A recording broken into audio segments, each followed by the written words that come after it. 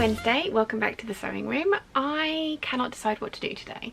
We were hoping that the bag zips and hardware for the cream quilted bags would turn up today, but it hasn't.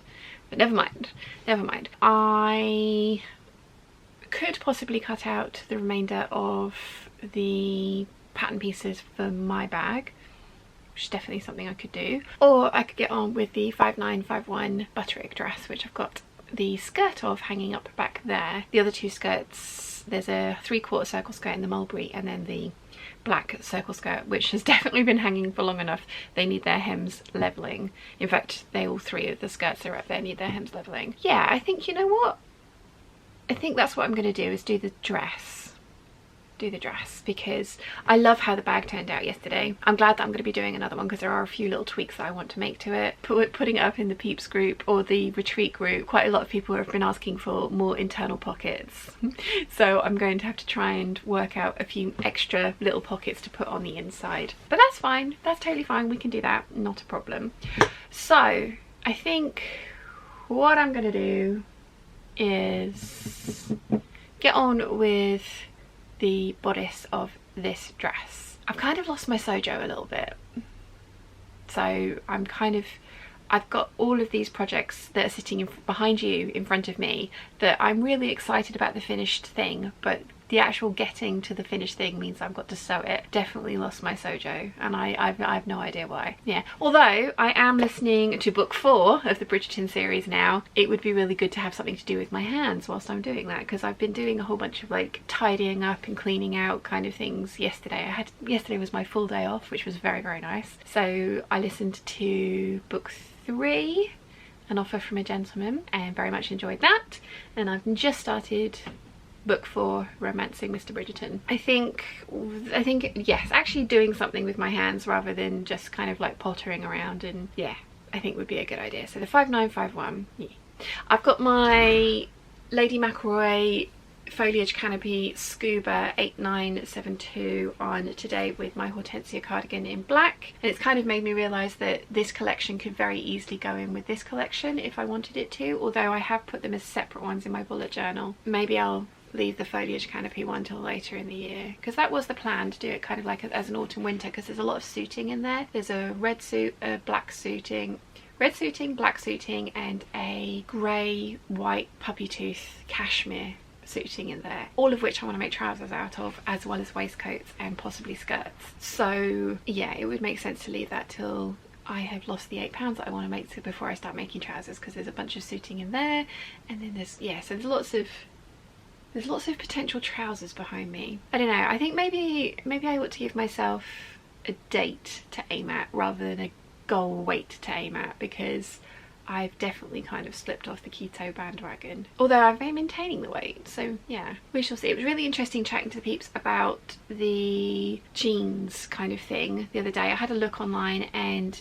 the closest Levi stores to me don't do the alteration service. The best one for me to go to would be the Regent Street one. I think what I'm going to do next time I'm up in London is we'll have a Goldhawk Road meetup one day, and then I'll have a kind of like shopping, trying things on day the next day. I think that's probably going to be the end of May, beginning of June, but I'm not 100% sure on that yet. We'll have to see how things go after the retreat. Retreat admin, I've got lots of that to do as well, but the trouble is if I do admin I can't really listen to the book. I need stuff that I can listen to the book, because I'm not concentrating on listening or trying to do the other things. Let's get the dress done. Let's get the dress done. It will be really nice when it's done. The zips have arrived, so yeah, let's work on the dress. One eternity later. It is much later in the evening, but I have finished my dress. I'm glad that I persevered and got this done today. Definitely kind of lost the Sewjo, but yeah, very pleased with how this has come out. Let me just tip you down and show you. I try not to trip over any of the wires back here. So it's the 5951. This is my 3rd one of these. I have done a sew along for this pattern. It was voted for by the Patreon peeps. Actually, I think you voted for the fabric, and I picked the pattern. It's a Butterick pattern. It's a celebration of 150 years of Butterick. I don't think it's an original vintage pattern, although it wouldn't surprise me if it actually was, because it feels very 1940s very, very 1940s. I love it. There's gathering in at the shoulders, there's gathering in at these darts, and then there's lots of gathering in the sleeve caps, and the darts in the kind of like elbow of the sleeves have gathering in them as well, but this is achieved with elastic. The skirt is not very full, but that's kind of very typical of the 1940s era, although like I say, this doesn't say that it's a reprint of a 1940s pattern. The minute I got this fabric, I knew I wanted to make this dress out of it. I knew I wanted a brûlée shirt as well. The brûlée shirt takes 2.5 meters, and you can get this dress out 2.5 meters if you line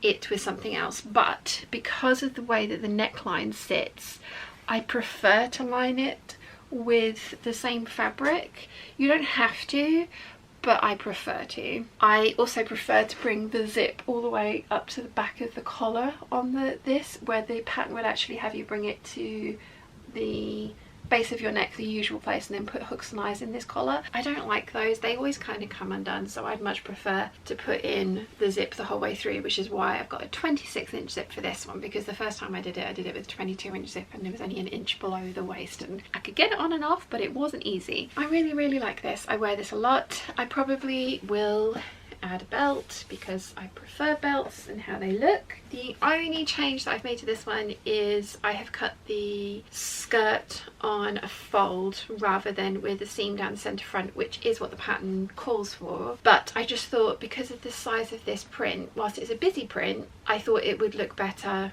with no centre front seam, because it's not busy enough like the palm leaf print was with the magnolia dresses. If I hadn't pattern matched, I think it could have looked quite odd with a seam running down the front, so I did cut it on the fold, which did mean that I had to kind of fuss with the grain line a little bit, and I have trimmed the bias off of this and hemmed this, because this skirt I've had hanging up since Friday, I think, maybe Thursday, so just about a week, and it did drop on the bias a little bit. I ended up trimming off about 2 inches at the longest part, and then, you know, barely nothing at other parts where it was on the straight grain, obviously. I have a pair of Joe Brown's shoes that are exactly the right colour, so I will wear it with those. I also have some tights that are kind of the right colour, and I know some of you, it's 50-50, some of you hate my coloured tights, some of you don't mind them at all. They are warm, and I want to be warm, and I also want to wear dresses in the cooler months, so coloured tights are where it's at.